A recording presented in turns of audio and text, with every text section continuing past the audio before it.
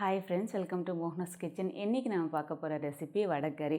சென்னையில் வடகறி தெரியாதவங்க யாருமே இருக்க மாட்டாங்க. ஏன்னா சின்ன இட்லி கடையிலேருந்து பெரிய ஹோட்டல் வரைக்கும் காலையில் டிஃபனுக்கு இட்லி கூட சாம்பார் சட்னியோட இந்த வடகறியும் வச்சு தருவாங்க. ஒருவேளை அவங்க தரல அப்படின்னாலும் கேட்டு வாங்கி சாப்பிடுவாங்க. ஏன்னா அந்த இட்லி வடகறியோட காம்பினேஷன் அந்த அளவுக்கு ரொம்பவே சூப்பராக இருக்கும். இந்த வடகறி இட்லி கூட மட்டும் இல்லைங்க, தோசை சப்பாத்திக்கெல்லாம் கூட நல்லா தான் இருக்கும். ஸோ வாங்க இந்த சுவையான வடகறியை எப்படி செய்கிறதுன்னு பார்க்கலாம். ஒரு பவுலில் 200 கிராம் கடலைப்பருப்பை நல்லா வாஷ் பண்ணிவிட்டு 2 மணி நேரம் ஊறினதுக்கப்புறமா தண்ணியெல்லாம் வடிச்சிட்டு எடுத்து வச்சுருக்கேன். இது ஒரு மிக்ஸி ஜாரில் மாற்றிக்கலாம். எல்லா பருப்பையும் மிக்ஸி ஜாரில் மாற்றிட்டேன். அடுத்து இது கூட காரத்துக்காக ஒரு 3 காஞ்ச மிளகா, 1 டேபிள் ஸ்பூன் பெருஞ்சீரகம், அதாவது சோம்பு, தேவையான அளவு உப்பு எல்லாத்தையும் சேர்த்துட்டு நல்லா கோர்ஸாக அரைச்சி எடுத்துக்கலாம். நம்ம மசால் வடைக்கெல்லாம் அரைப்போம் இல்லையா, ஸோ அந்த மாதிரி தண்ணியே சேர்க்காமல் கோர்ஸாக அரைச்சி எடுத்துக்கலாம். இப்போ பாருங்கள், கோர்ஸாக அரைச்சிட்டு நல்லா இந்த மாதிரி அரைச்சி எடுத்துக்குவாங்க. இது ஒரு பவுலில் மாற்றிக்கலாம். அடுத்து இந்த மாவில் இருந்து கொஞ்சமாக எடுத்துகிட்டு இந்த மாதிரி வடை ஷேப்பில் தட்டிட்டு எண்ணெயில் போட்டு பொரிச்சு எடுத்துக்கலாம். ஒருவேளை உங்களுக்கு இந்த மாதிரி எண்ணெயில் பொரிக்க வேண்டாம்னு நினச்சிங்கன்னா வேறு மெத்தட்லேயும் வடகறி செய்யலாம். அதுக்கு இந்த மாதிரி உருண்டையே மாவு எடுத்துக்கோங்க. இட்லி பாத்திரத்தில் வச்சுட்டு நம்ம இட்லி எப்படி வேக வைப்போமோ அந்த மாதிரி ஒரு 10 நிமிஷம் வேக வச்சுக்கோங்க.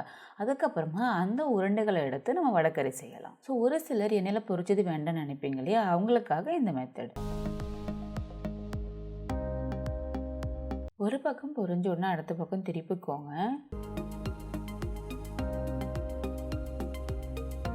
நல்லா மொறுமொறுன்னு பொரிய வேண்டியதில்லை. 2 பக்கமும் ஜஸ்ட்டு கலர் சேஞ்ச் ஆனால் போதும். அவ்வளோதான், இது பொரிஞ்சிடுச்சு. இப்போ இதை எடுத்துடலாம். இதே மாதிரி நம்ம செகண்ட் பேட்சும் பொரிச்சு எடுத்துடலாம். இதுவும் ரெடி ஆகிடுச்சு. இதையும் ஒரு பிளேட்டில் மாற்றிடலாம். இப்போ பாருங்கள், எல்லா வடைகளையும் பொரிச்சு எடுத்துட்டேன். ஸோ இந்த வடைகளை எடுத்துகிட்டு நல்லா சின்ன சின்னதாக பிச்சு வச்சுக்கோங்க.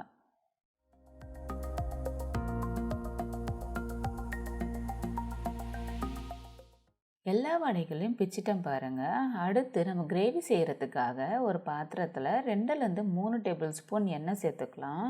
எண்ணெய் காஞ்சதும் 2 சின்ன துண்டு பட்டை, 2 கிராம்பு, 2 ஏலக்காவை சேர்த்துக்கலாம். அடுத்து 2 பிரியாணி இலையை சின்ன சின்னதாக உடச்சி வச்சுருக்கேன், இதையும் சேர்த்துக்கலாம். நல்லா கலந்துக்கோங்க.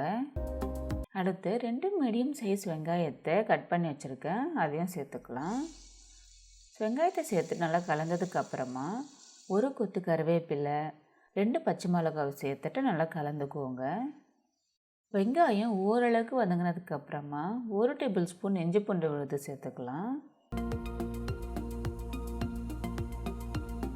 இஞ்சி பூண்டு விழுதோட பச்சை வாசனை எல்லாம் போனதுக்கப்புறமா 2 மீடியம் சைஸ் தக்காளியை கட் பண்ணி வச்சுருக்கேன், இதை சேர்த்துக்கலாம்.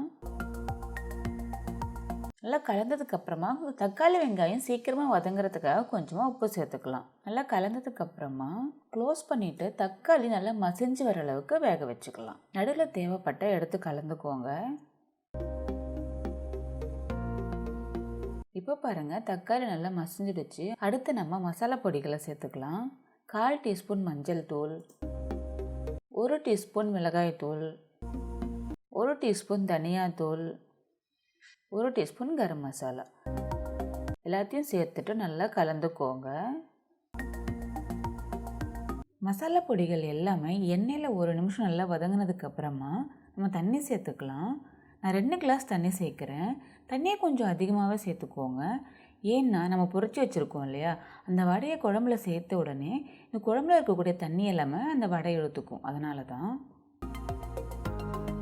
க்ளோஸ் பண்ணிட்டு நல்லா ஒரு 10 நிமிஷம் குழம்பு நல்லா கொதிக்க விடுங்க. மசாலோட ஸ்மெல் எல்லாமே போகணும், அதுக்காக தான். இப்போ பாருங்கள், குழம்பு நல்லா கொதிச்சிட்ருக்கு. அடுத்து நம்ம பொரிச்சு வச்சுருக்கோம் இல்லையா வடை, அதை சேர்த்துக்கலாம். சேர்த்துட்டு நல்லா கலந்துக்கோங்க. இந்த நேரத்தில் செக் பண்ணி பார்த்துட்டு உப்பு தேவைப்பட்டால் சேர்த்துக்கோங்க. இது க்ளோஸ் பண்ணிவிட்டு அப்படியே ஒரு 10 நிமிஷம் வேக விடலாம். குழம்பு வேகிறதுக்குள்ளே மிக்ஸி ஜாரில் 1/4 கப் தேங்காய் சேர்த்துக்கலாம். அது கூட 2 முந்திரி, இது கூட கொஞ்சமாக தண்ணி சேர்த்துட்டு நல்லா சாஃப்டாக அரைச்சி எடுத்துக்கலாம். இப்போ பாருங்கள், குழம்பு நல்லா கொதிச்சிட்ருக்கு. அடுத்து இதில் நம்ம அரைச்சி வச்சுருக்கோம் இல்லையா தேங்காய் முந்திரி பேஸ்ட், அதை சேர்த்துக்கலாம். சேர்த்துட்டு நல்லா கலந்துக்கோங்க. ஸோ இந்த நேரத்தில் கிரேவியோட கன்சிஸ்டன்சிக்கு ஏற்ற மாதிரி தண்ணி சேர்த்துக்கோங்க. தேங்காய் பால் சேர்த்ததுக்கப்புறமா க்ளோஸ் பண்ணிவிட்டு ஒரு 5 நிமிஷம் வேக விட்டிங்கன்னா போதும். இப்போ பாருங்கள், 5 நிமிஷமாக குழம்பு நல்லா கொதிச்சிட்ருக்கு. கடைசியாக இதில் கொத்தமல்லியை சேர்த்துட்டு கலந்துக்கலாம். அவ்வளோதான், நம்முடைய சுவையான சென்னை ஸ்டைல் வடக்கறி ரெடி ஆகிடுச்சு. அடுத்து நம்ம சர்வ் பண்ண வேண்டியது தான். என்ன ஃப்ரெண்ட்ஸ், இந்த வீடியோ உங்களுக்கு ரொம்ப பிடிச்சிருக்குன்னு நினைக்கிறேன். ஸோ இந்த மாதிரி நிறைய வித்தியாசமான வீடியோஸை பார்க்க நம்முடைய சேனல் இது வரைக்கும் சப்ஸ்கிரைப் பண்ணாதவங்க சப்ஸ்கிரைப் பண்ணிக்கோங்க. அண்ட் ஏற்கனவே சப்ஸ்கிரைப் பண்ணாங்க உங்களுடைய ஃப்ரெண்ட்ஸுக்கு ஷேர் பண்ணிக்கோங்க. மீண்டும் அடுத்த வீடியோவில் சந்திக்கிறேன். பாய்.